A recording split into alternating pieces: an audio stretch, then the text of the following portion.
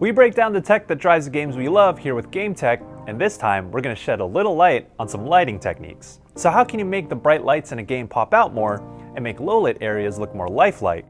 There's bloom and HDR rendering, and we'll also get into the recent surge of HDR displays.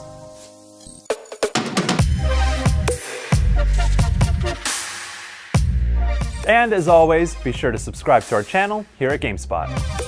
Bloom increases the luminosity of light sources and objects that reflect light in a game world. Intention is to make the scene look more realistic, closer to what we'd see in the real world. Light will seep through windows and suns will shine brighter. The whitest parts are intensified, almost creating a sort of aura around these surfaces. However, there are plenty of bad examples of bloom. There could very well be an unnatural oversaturation of light or objects glowing in an off-putting way. It'll be recognizable when surfaces are reflective or shining when they really shouldn't be.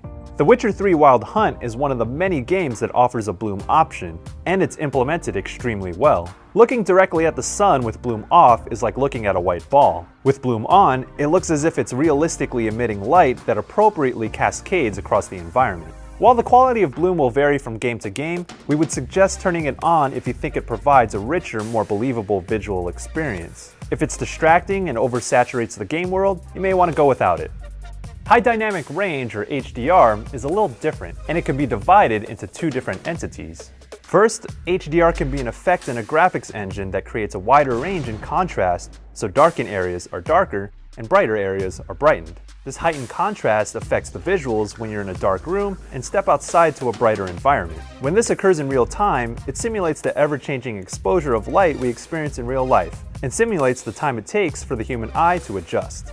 The tech demo Half-Life 2 Lost Coast was the most prominent early examples of HDR rendering in games. Valve essentially showed off what the Source engine was capable of back in the day. HDR as a display technology is a little different. When cameras are shooting in HDR, they're typically taking multiple exposures to highlight the dark and light information in a scene. From there, processing is used to combine these exposures into one picture for an image that's more representative of how we perceive light and color. HDR on TVs tries to represent colors in a more realistic way, but instead of using image processing to combine exposures together, it simply uses a panel that offers a much wider color gamut compared to standard RGB TVs.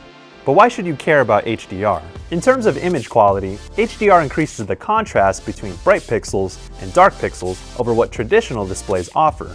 This means the overall image will look less gray or washed out.